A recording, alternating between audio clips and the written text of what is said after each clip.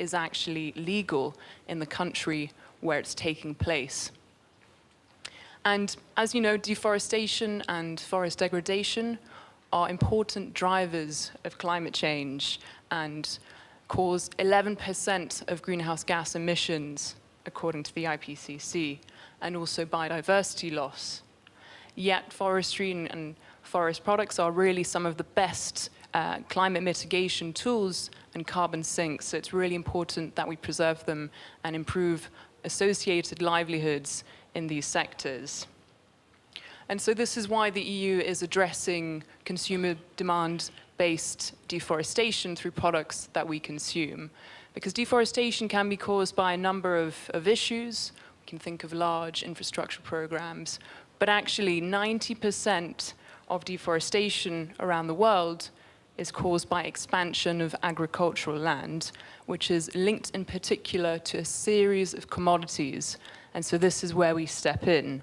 We, as consumers in the European market, in the EU, 27 member states, consume products from these commodities that have caused deforestation abroad.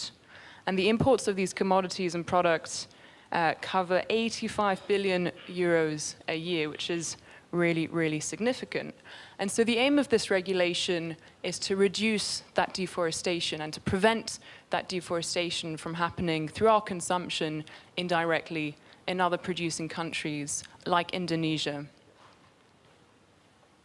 So the objective of the regulation, as mentioned, is really to minimize the EU's contribution to deforestation and forest degradation around the world, and therefore to contribute to reducing greenhouse gas emissions and biodiversity loss, and to specifically minimize the risk that the products that are placed on supply chains responsible for deforestation or degradation end up in EU markets or are exported from the EU markets.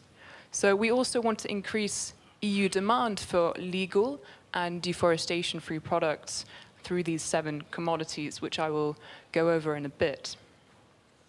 And I think it's important to recognize that the EU is leading this effort from an environmental perspective, which is something that's been mentioned in introductory remarks, and something that's very important, and which is why we're all here today, is how can we best address reducing deforestation and meet our global climate goals under the Paris Agreement and more. In terms of the scope of this regulation, the EUDR, 7 commodities are of interest. And in Indonesia, we hear a lot about palm oil in particular being the #1 commodity that is affected by the EUDR, by this EU deforestation regulation, but it's not the only one. We also hear a lot about timber, but in the case of Indonesia, there are some other smaller but still really significant commodities that are exported to EU markets which are of interest to us. And those include cocoa and rubber, as well as other commodities listed that are less particular, less relevant for Indonesia, such as soy, to name a few, and cattle.